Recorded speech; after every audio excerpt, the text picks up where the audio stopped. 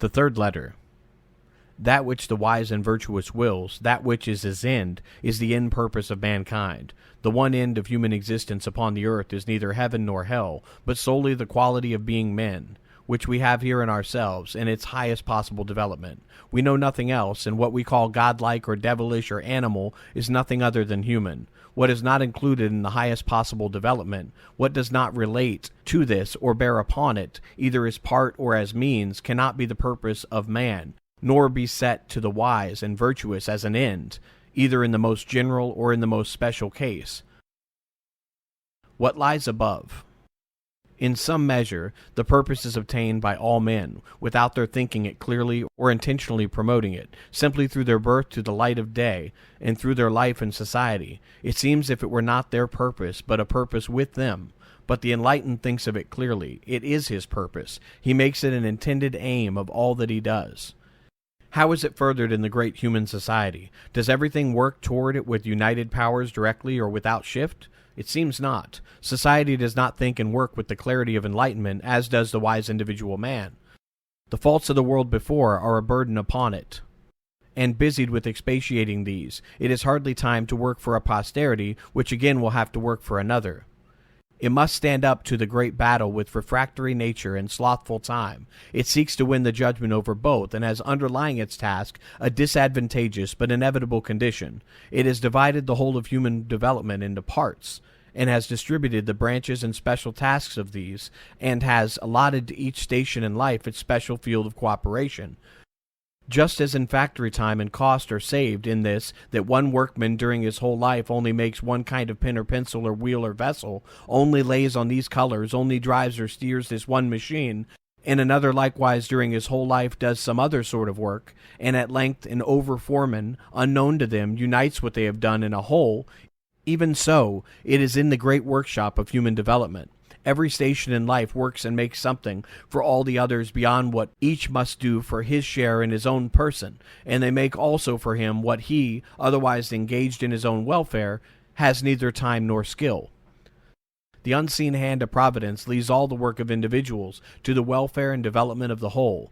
Thus the learned man proceeds the depths of the mind and knowledge in order to further what in some age may be generally useful, and in the meantime the farmer and the laborer feed and clothe him, the public official administers justice, which without him the community itself would have to administer, and the soldier protects against the foreign power the defenseless who maintain him.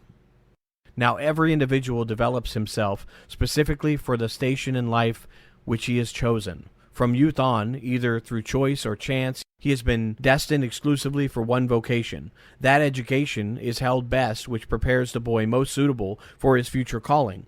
Everything is left on one side which does not stand in the nearest relation to this calling, or as we say, cannot be used. The young man destined to be a scholar spends his whole time learning languages and sciences, indeed with the choice of those which further his future breadwinning, and with careful putting aside of those which promote the general development of scholarship. All other stations in life and activities are foreign to him, and as they are foreign to each other. The physician directs his whole attention only to medicine, the jurist the law of his country, the merchant to the particular branch of trade in which he is engaged, the manufacturer only to the making of his product. In specialty he knows with much clearness and thoroughness what he needs to know. It is specially clear to him. He looks on it as his acquired property. He lives in it as in a home. And all this is good. And this is the way everyone does his duty. The reverse would not promote all the advantages of society, and would be ruinous to the individual as well as the whole.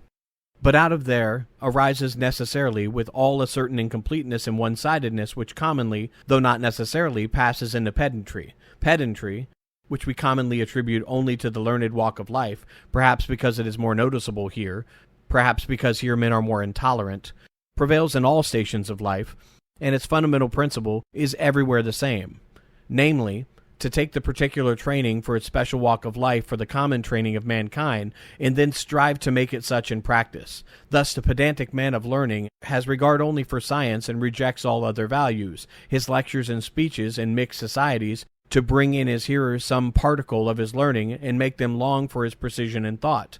The pedantic merchant, on the other hand, despises the scholar and cries out, "Only reckoning and money. Money is the watchword of the sensible and happy life." The soldier despises both, prizes only bodily strength and dexterity, warlike spirit, and the assertion of honor, according to his conception of it, and would draft anyone who is moderate. The theologian especially, since his profession has of all the most influence because of love of heaven or fear of hell, seeks to bring up all men, even the village children, as thorough theologians and steadfast dogmatists. Strive above all for the kingdom of God, the rest is trifle. So say the theologians, and with them all other vocations, and we know what they understand by the kingdom of God. Thus one-sidedness prevails everywhere, useful here and injurious there.